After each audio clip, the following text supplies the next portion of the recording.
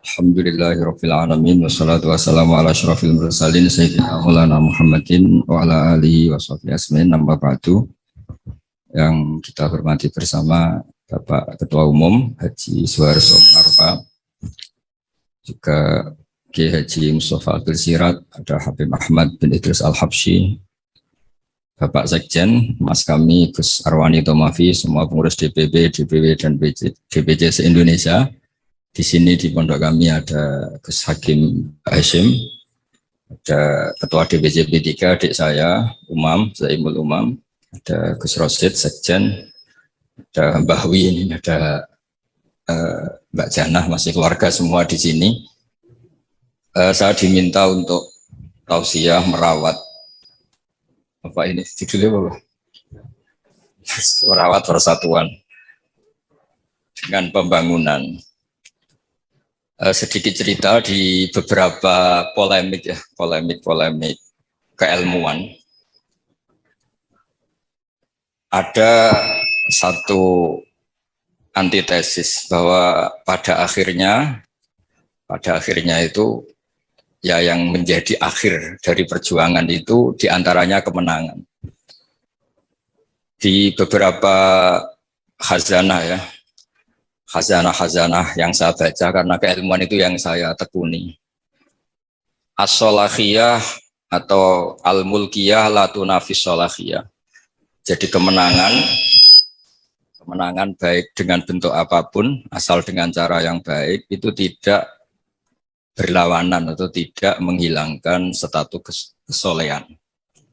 Jadi di antara sifat-sifat para nabi itu disebutkan Allah faqad ataina ala Ibrahimal kitaba wal hikmata wa atainahum mulkan azima.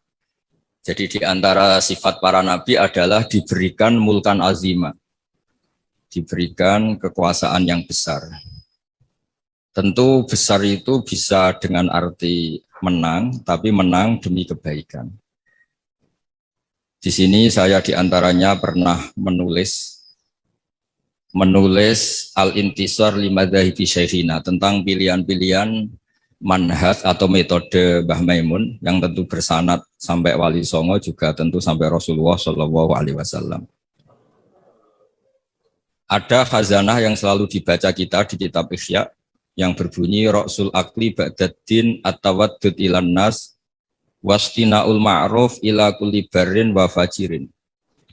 Jadi setelah akal kita mengantarkan iman kepada Allah Ta'ala, tugas kita sebagai manusia itu berperilaku simpatik at-tawaddud ilan nas, ya. Saya ulang lagi ya.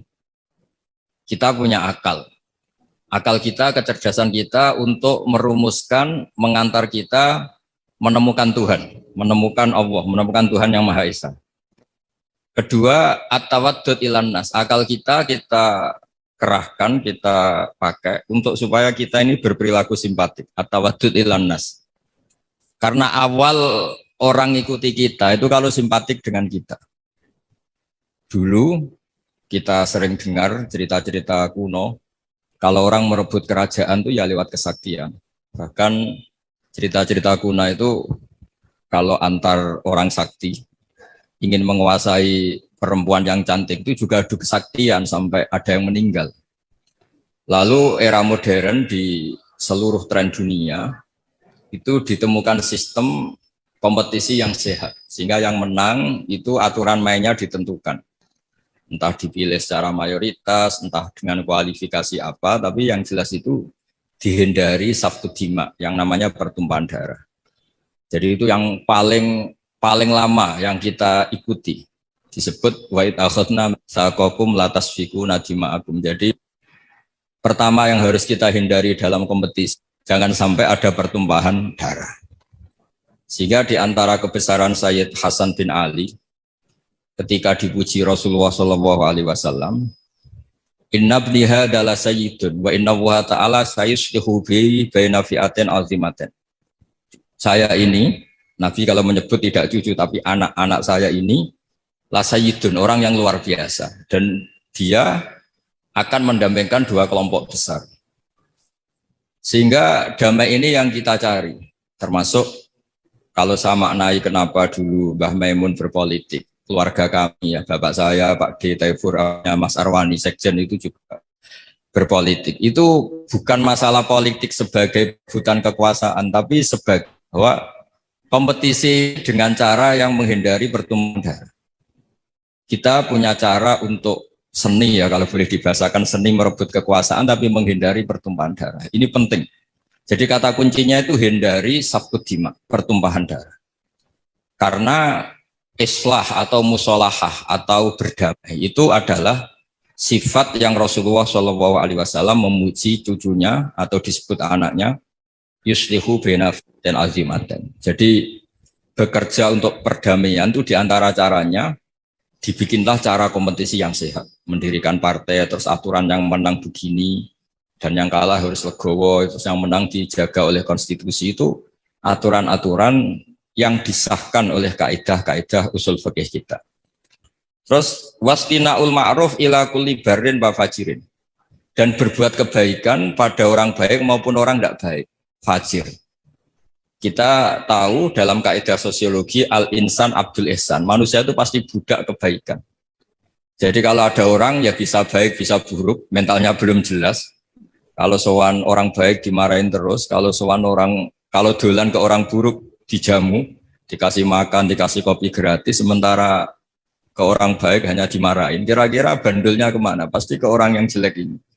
Karena manusia itu budak dari kebaikan. Al-insan abdul ihsan. Maka dibutuhkan legowo. Orang-orang baik itu juga harus baik. Wastina'ul ma'ruf ila kulli barrin wa fajirin. Berbuat kebaikan kepada orang baik maupun orang yang tidak baik. Ada sebuah riwayat yang diriwayatkan kitab Sahih. Itu orang yang luar biasa, orang yang baik. Kemudian dia berjanji malam ini mau sedekah. Lalu sedekah itu dikasihkan kebetulan kepada zaniyah, kepada orang yang kurang baik. Geger. Karena orang baik kok bersedekah sama orang yang kurang baik. Tusuddiko ala zaniyatin. Ada yang baca tasoddako ala zaniyatin. Setelah gunjingan belum selesai, malah dia sedekah lagi ke sarik. Sarik itu ya kira-kira maling atau copet. Geger lagi orang baik kok bersedekah sama copet. Ketika gunjingan itu belum selesai, malah dia bersedekah lagi sama al-ghani, orang yang kaya. Geger lagi kan sudah kaya kok disedekah. Lalu di riwayat hadis sahih itu dijelaskan Allah ngapresiasi perilaku orang soleh ini. Lalu logikanya sampai perempuan tadi nakal karena nyari uang, maka dia tak uang supaya tidak nakal lagi. Sampai copet itu nyopet karena nyari uang, maka dia tak kasih uang supaya tidak butuh nyopet lagi. Sampai orang kaya tidak mau sedekah karena dia belum pernah merasakan nikmatnya dapat uang yang nggak usah kerja. Terus dia seneng. Terus dia akhirnya bayangkan orang lain juga seneng kalau tak kasih uang tanpa lewat apa? Kerja. Artinya begini, jangan kira dulu semua orang soleh itu terus menciptakan komunitas soleh. Enggak. Orang soleh dulu itu punya hati besar untuk berkompetisi mengelola supaya juga simpatik di depan orang-orang yang tidak soleh. Sehingga di antara kelebihan Rasulullah SAW itu musuhnya saja percaya. Sehingga beliau disebut Al-Amin. Musuh-musuhnya itu kalau titip uang itu sama Nabi, karena Nabi itu Al-Amin, nggak mungkin khianat. Jadi semua cerita Nabi itu mesti dimulai dari ukuran itu musuhnya saja percaya. Karena Nabi terkenal tidak mungkin ingkar nopo janji. Ini penting saya utarakan dalam konteks Indonesia. Jadi dulu tradisinya orang-orang soleh itu yang ngelola orang yang macam-macam, supaya yang tidak soleh itu ikut soleh. Tapi yang jelas tidak memposisikan bermusuhan atau berhadap-hadapan. Ini penting menjadi kearifan bersama. Sehingga di kitab saya ini di beberapa riwayat disebut wastina'ul ma'ruf ila kulli barrin wa fajirin. Jadi di antara ciri utama orang-orang baik adalah berbuat kebaikan dengan siapapun atau kepada siapapun. Lalu berikutnya ada cerita tentang, ini saya baca Arabnya mungkin supaya nanti dikoreksi oleh yang menekuni ini. Dalam kitab Khilyatul Auliya, Sufyan bin Uyainah ini termasuk gurunya Imam Syafi'i. Kana Isa wa Yahya alaihi wassalam ya'tiyanil qaryah fa yas'alu Isa an syirari ahliha wa yas'alu Yahya an khiyari ahliha. Faqala lahu Yahya lima tanzilu ala syirarin nas qal innama ana tabibun udawil mardo. Ini dalam kitab Khilyatul Auliya juz 1 halaman 323. Naskah ini saya tulis ketika Mbah Mun masih sugeng dan sering saya konfirmasikan, saya mintakan fatwa istifta ke beliau, minta istirsyad. Nabi Isa itu seperiode dengan Nabi Yahya. Nabi Isa itu bawaannya sering kumpul orang macam-macam. Jadi orang macam-macam itu tidak musuhnya orang soleh yang jelas. Orang macam-macam itu tidak musuhnya orang soleh. Nabi Yahya itu kalau ke kampung-kampung suka kumpul yang soleh-soleh. Karena kumpul orang soleh itu enak, nyaman. Kalau Nabi Isa enggak. Beliau itu kumpul sama orang yang macam-macam. Terus ditanya, lima tanzilu ala syirorin nas. Kenapa kamu hidup atau membina komunitas yang syirorin nas, orang-orang tidak baik? Terus kata beliau, innama ana tabibun udawil mardo. Saya ini ibarat dokter, di mana dokter itu yang mengobati yang sakit. Jadi kalau kita mau menemukan obat untuk pandemi tertentu, tentu kita meneliti daerah yang jadi sentra pandemi, bukan daerah yang sehat. Tapi apapun itu, yang tekanan kami di sini adalah kita harus punya tradisi bahwa tidak memposisikan saudara kita sebangsa, senegara. Karena kondisi berbeda, terus itu posisi kita musuh, itu yang harus kita hindari. Karena kita ini saudara, seiman, kalau tidak seiman ya sebangsa, senegara, kalau tidak ya sekemanusiaan. Sehingga ini penting sebagai dalil ketika Nabi Isa ditanya, kenapa lima tanzilu ala syirorin nas qol innama ana tabibun udawil mardo. Saya ini ibarat dokter, di mana-mana dokter itu yang mengobati orang sakit. Terus ada sahabat yang pilihannya itu tegas. Walhasil saking tegasnya itu ditanya sama sahabat lain namanya Abdurrahman bin Auf, yang keras namanya Sayyidina Umar. Ketika ditanya, Sayyidina Umar jawabnya itu unik. Ya Abdurrahman, wawah laqad lintul linnas hatta khasyitu wa fil lail. Summa staddattu alaihim hatta khasyitu wa fi syiddah. Fa'inal makhraj. Faqama Abdurrahman yabki yajurru rida'ah yaqulu biyadihi ufil lahum ba'dak. Jadi saya beri analogi. Kalau kita punya keluarga yang nakal sekali. Misalnya perempuan yang sering pacaran, seenaknya nakal sekali. Kita sebagai keluarga, sebagai orang tua atau paman atau pakde, pokoknya keluarga. Kalau Anda terlalu keras, maka ponakan Anda tidak pernah main ke Anda. Anda tidak punya kesempatan bina dia, karena Anda terlalu keras. Dolan ke Anda aja nggak berani. Tapi kalau Anda terlalu lunak, maka dianggap melegitimasi dia pacaran. Dia main ke rumah kamu dengan cowoknya, tidak kamu tegur, macak yang nggak bener, tidak kamu tegur, pakaiannya seronok, tidak kamu tegur. Maka dia mengira, wah Pak D saya yang diai membiarkan saya, itu dianggap legitimasi. Jadi kalau terlalu lunak dianggap melegitimasi kebatilan, terlalu keras, orang seperti ini tidak akan bersentuhan dengan Anda, sehingga Anda tidak bisa bina. Sehingga kata Sayyidina Umar, berpikir kayak saya ini susah kan. Saya terlalu keras, juga takut Allah. Sikap ini ditegur Allah, karena tadi kalau terlalu keras tidak punya kesempatan bina. Kalau terlalu lunak saya juga takut ditegur Allah, karena itu dianggap melegalkan kemaksiatan atau kemungkaran. Fa'inal makhraj, sebenarnya kita jadi manusia itu tidak punya banyak pilihan, tidak punya banyak jalan keluar, tidak banyak solusi. Lalu intinya hidup ini kita harus jaga apa ya, jaga perdamaian, jaga apalah. Makanya di sini merawat dengan cara pembangunan, karena Mbah Mun dulu sering guyon kadal fakru ayakuna kufran itu kalau beliau nafsirkan fakir itu radosa, fakir itu takdir kan. Sing mari dosa gampang muring-muring kan. Jadi kata itu sebenarnya fakir itu enggak masalah, cuma bawaan orang fakir itu gampang emosi. Misalnya gini, Anda punya pembantu mecahkan piring satu, saat itu Anda punya uang 100 juta, kayaknya enggak gampang marah. Ya kalau piring itu pecah, padahal enggak sengaja, pas itu uang Anda tinggal 10.000, mau beli rokok tidak kuat, mau belajar tidak kuat. Itu kayaknya piring tidak usah pecah saja, bawaannya sudah kudu marah. Gitu. Makanya terus banyak rapat-rapat gampang marah ya karena nggak dikasih uang itu. Itu yang itu yang masalah itu. Jadi, tapi yang ikhlas ya, alhamdulillah. Yang realistis bahwa uang penting ya banyak. Jadi itu antara orang ikhlas dan orang realistis. Tapi apapun itu dari cerita-cerita di kitab ini atau khazanah-khazanah ini. Semua perilaku orang-orang dulu, Nabi Isa, para wali songo, para guru-guru kita, utamanya Kiai Haji Maimun Zubair yang didikannya tentu membentuk saya, Kiai Haji Mustafa Akil membentuk semua teman-teman yang alumni itu tidak ada tradisi menganggap orang yang beda dengan kita ini musuh. Ini penting karena memang bapak saya dulu kalau ngandani saya itu kiai itu bengkel, nak rawani dandani sepeda rusak ora usah jadi kiai gitu. Jadi kiai itu bengkel, kalau nggak terima motor rusak ya tidak usah jadi bengkel, jadi dealer saja, jual yang baik tok gitu. Jadi ini penting saya utarakan sehingga sebetulnya memang beragama ya, menjaga kemajmukan, menjaga Indonesia itu harus berhati besar. Yang terakhir ayat yang sering diulang-ulang Mbah Maun itu laisa laka minal amri syai'un aw yatufa alaihim aw yu'adzibahu. Allah yang Tuhan saja menyikapi orang zalim itu pilihannya dua, bisa Allah menyiksa itu wilayahnya Allah karena dia yang Tuhan. Kedua memberi tobat. Jangan-jangan kita menvonis dia buruk kemudian ternyata Allah memberi tobat. Dulu orang-orang yang musuhi Rasulullah yang kita kira su'ul khotimah ternyata banyak yang akhirnya ashabu Rasulillah menjadi sahabat-sahabat Nabi yang luar biasa. Dulu perang Uhud, Nabi kalah itu karena panglima mereka itu Khalid bin Walid. Tapi akhirnya Khalid bin Walid itu masuk apa? Islam dan menjadi panglima yang luar biasa. Sayyidina Umar dulu musuhi sekali sama Nabi. Dan dia ketemu Nabi itu mau niat bunuh. Tapi itu awal dari dia masuk Islam. Dia mau bunuh Nabi terus ketemu temannya. Kamu kemana? Saya nyari Muhammad.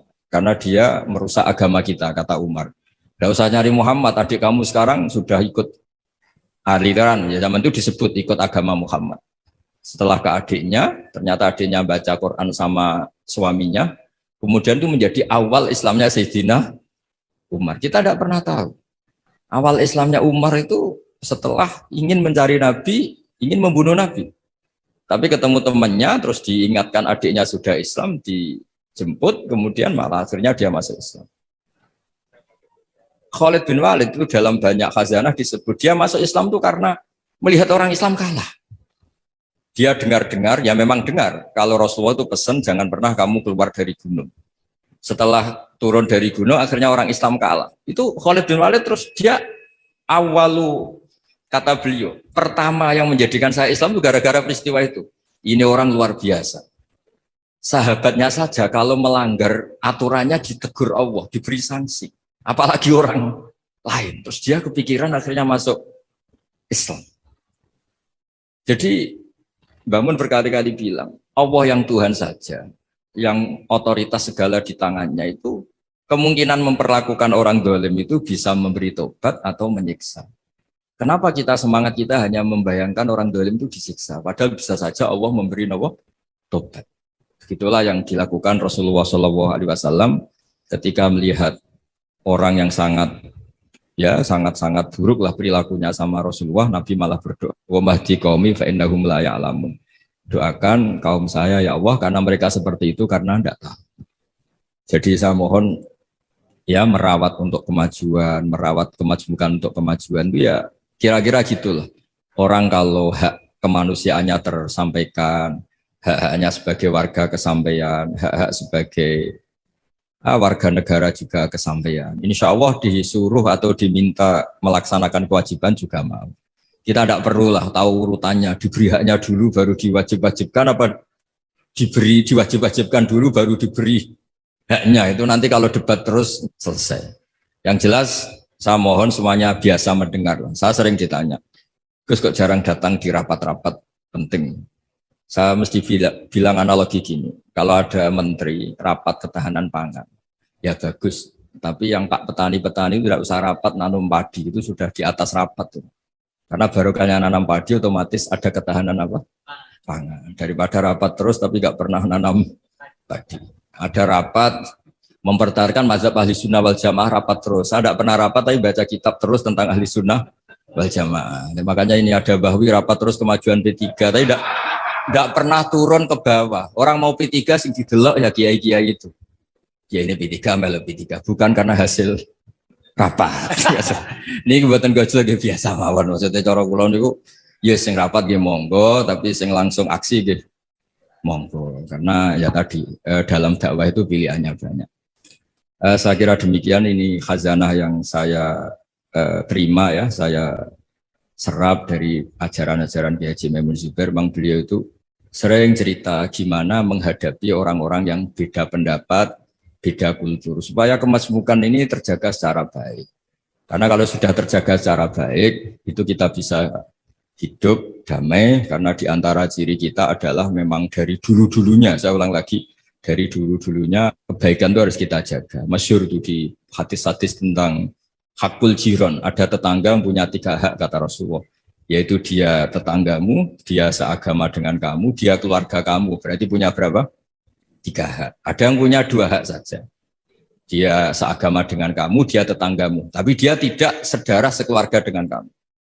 Ada 1, tapi tetap punya hak, yaitu dia tetangga kamu, senegara dengan kamu, tapi ya tidak keluarga kamu, ya beda dengan agama dengan kamu, tapi tetap punya 1 hak. Dan semuanya ajaran kita adalah waqulu linnasi husna. Jadi saya kira demikian. Mohon maaf. Assalamualaikum warahmatullahi wabarakatuh.